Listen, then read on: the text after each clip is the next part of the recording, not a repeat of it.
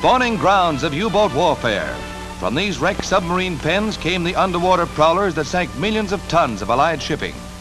Prefabricated submarines at this Bremen shipyard might have put Germany on a mass production basis if the war had continued for a short time longer.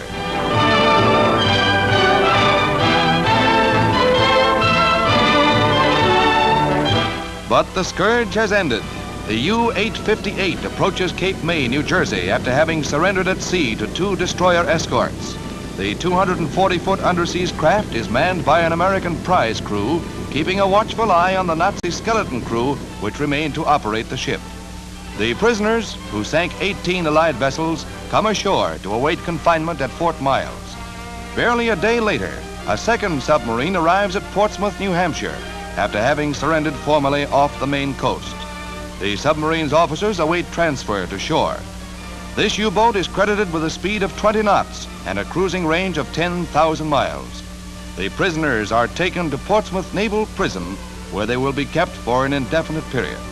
The U-boat peril is dead, but this arrogant captain personifies an unrepentant Nazism.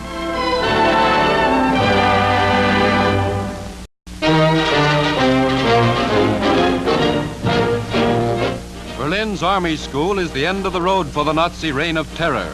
Here, Air Marshal Tedder, General Eisenhower's deputy, and Russia's Marshal Zhukov meet with Field Marshal Keitel, the haughty Prussian aristocrat and representative of the General Staff.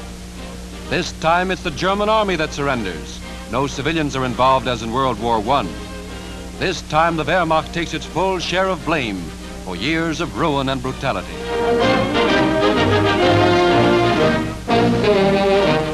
Keitel signs, marking the end of all German military action. Tedder and Zhukov add their signatures to the document that surrenders Germany to Allied control and completes Nazi humiliation. Following the ratification, the Allied officers tour the gutted Nazi capital. Berlin's once proud architecture is only a memory. Years of heavy pounding by the RAF and American Air Forces have made Germany's first city almost unlivable.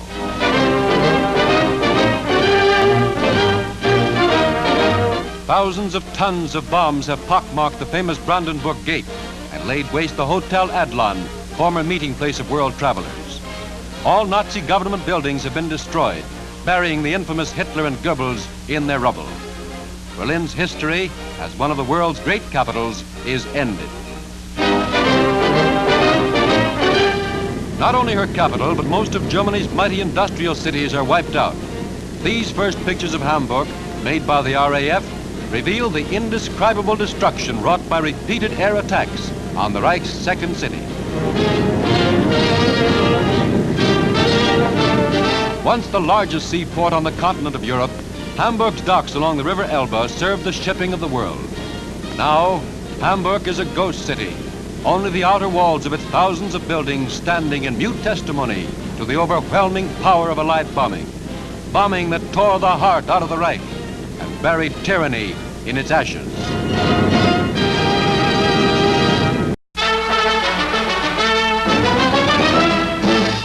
At Merkers, Germany, this salt mine holds one of the strangest secrets of the war. A secret that was to deal Germany a crushing financial blow during the last days of the conflict. Here, GIs uncovered a fabulous hoard of jewelry, silver, currency, bullion, and art treasures. Much of it the accumulated loot of 5 years of war. Practically every museum in Europe is represented in these masterpieces, which include Raphael's, Rembrandt's, Van Dyck's, and many other great masters' works, buried now 1,200 feet below the ground in what the Nazis considered a safe hiding place and a bomb-proof shelter. The 100 tons of gold bullion represents most of Germany's reserve. Signal Corps pictures show the enormous cache of currency from all the European countries in Reichsbank containers.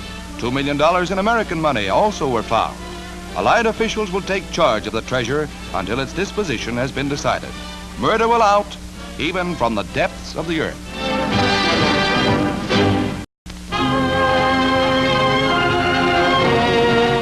High in the Alps, just a few miles from the Brenner Pass, a picturesque villa is the meeting place of Allied authorities and German political and war prisoners. Among them are the wife and daughter of former Chancellor Schuschnigg of Austria. He was married during captivity, and one of Hitler's former financial backers, industrialist Fritz Thyssen, with his wife. Many royal prisoners were brought here from the Dachau prison camp, as was General Halder, formerly of the German General Staff, and Pastor Niemöller, the anti-Nazi Hitler dared not kill. Also among the liberated was a group of Allied flyers, and the nephew of the King of England, Lord Lascelles, captured in Italy. Another of the freed was Lieutenant John Wynant, son of our ambassador to England. Farther north at Magdeburg, we meet a German of a different stripe, General Dietmars, Nazi military radio commentator and previous military governor of Magdeburg, surrenders to the Yanks.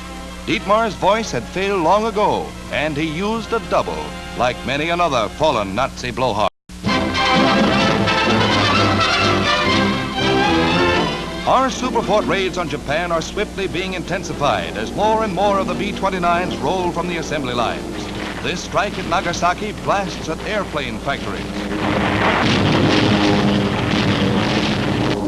From Saipan, others blast at Tokyo, and Iwo Jima-based fighters escort the heavy planes with an Army Air Force camera along.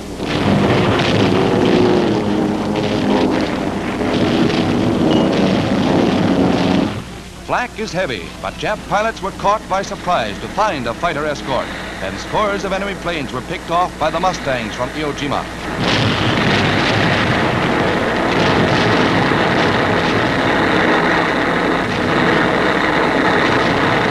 Heavy fires are burning as we start for home, dodging a blanket of flak. Those of the forts badly hit head for the strip at Iwo Jima instead of their home on Saipan. Thus, by using this new base, 50 landed safely that otherwise might have been lost. Pierced by numerous shell holes, their sturdy construction and skillful piloting brought them back safely. Japan will meet the fate of ruined Germany as we throw more and more power against her.